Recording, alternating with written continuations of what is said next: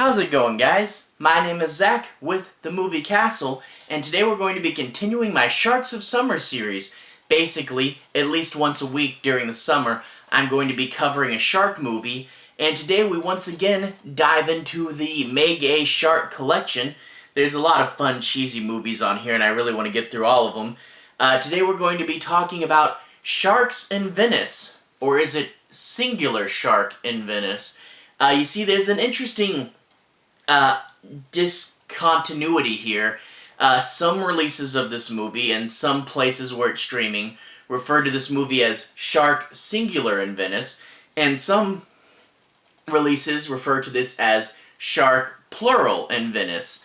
Now, the back of my DVD says Shark Singular. However, if I look at the credit line, basically the bottom of every DVD will have a credit line.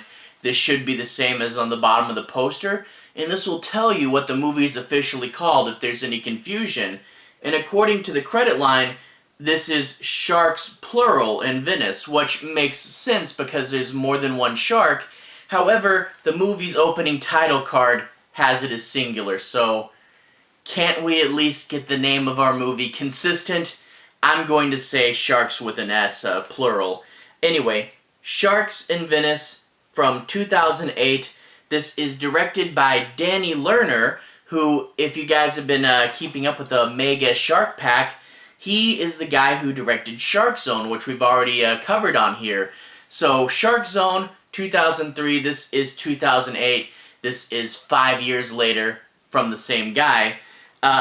So, a follow-up film. This film stars Stephen Baldwin and Vanessa Johansson. And without further ado, let's go ahead and talk a bit about the plot.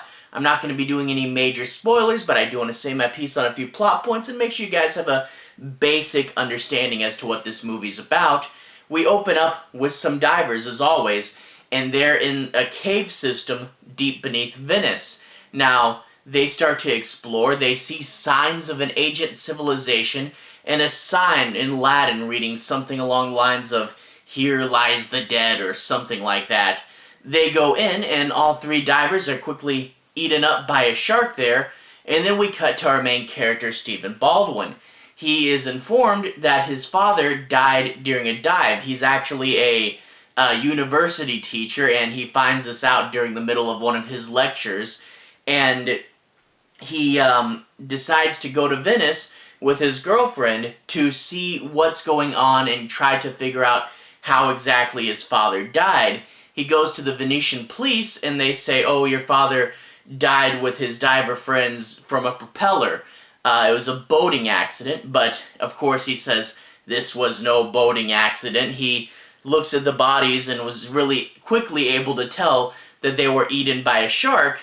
However, the police have only uncovered 2 of the 3 bodies, and the one that's missing is, of course, Stephen Baldwin's father. So, he wants to look into this, find where his father's body is, and figure out what his dad was doing. So, he snoops around and finds in his father's apartment a notebook where it talks about how, I believe it's King Solomon's gold, was taken and hidden beneath Venice. Now, there's a few things going on. Obviously, the authorities don't want to admit that there's any sharks in Venice and are trying to keep everything on the lowdown. They also aren't really a big fan of him snooping around, and they only agree to let him do that on the condition that he signs a non-disclosure agreement and is followed around by the Venetian police. So you get some police characters that will come in there, and some of them are important, and some of them are just cannon fodder.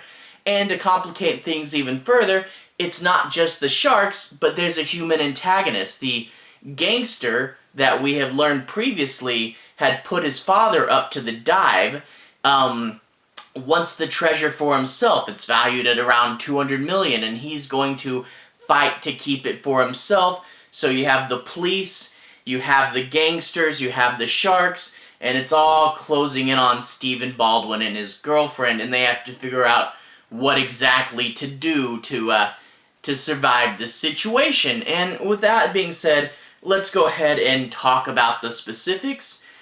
First of all, Venice is a beautiful city and a beautiful setting.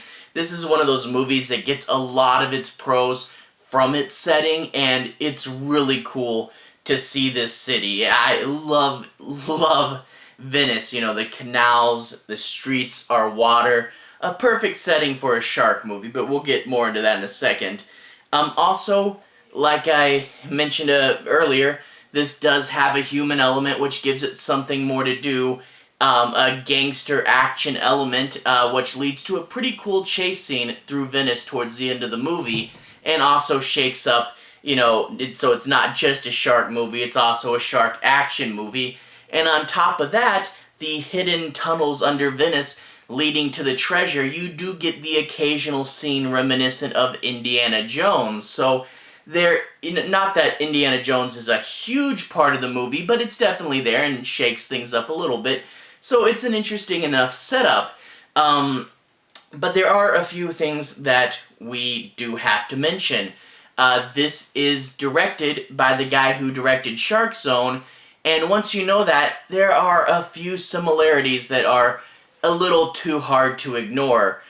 In Shark Zone and in this movie, the main character's father dies while on a scuba dive, and in both movies there is a mysterious treasure that you have to dive in order to get to.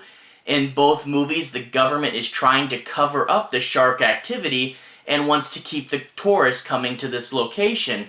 And in both movies, there's an evil gangster force that wants to get the treasure.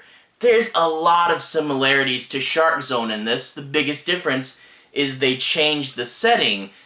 This movie is more well put together, the plot is more structured, and it's less random than Shark Zone, and also it's not near as cheesy as Shark Zone, so this is kind of a better version of Shark Zone, except for part of me kind of misses the cheesy charm of Shark Zone, but it's undeniable that this one is put together much, much better than Shark Zone was. And, you know, the cool setting, better action, you know, stuff like that. One thing we do have to mention is Stephen Baldwin. He's very, very somber and stoic in this movie. You don't get a lot of, you know, personality or craziness behind him. Granted, he's playing a character whose father just died, so I guess I get that. But you do get, you know, Stephen Baldwin, you know, walking around, looking at things stoically and seriously. So, not the most energetic of performances, you know, a standard tough guy character. You do get one thing, and I do have to mention this, is other people, a shark comes, attacks them, eats them. Stephen Baldwin does have some plot armor where if he gets bitten by a shark, it's not the end of the world. And there is one really confusing scene where a shark comes and bites him, and you see a quick flash of images, and you see a severed leg floating down to the bottom of the ocean. Cut to Stephen Baldwin in the hospital, he's got his leg still. So, yeah, I'm thinking this is just a weird editing choice, but it makes it look like Stephen Baldwin regrew his leg in this movie. Talk about plot armor.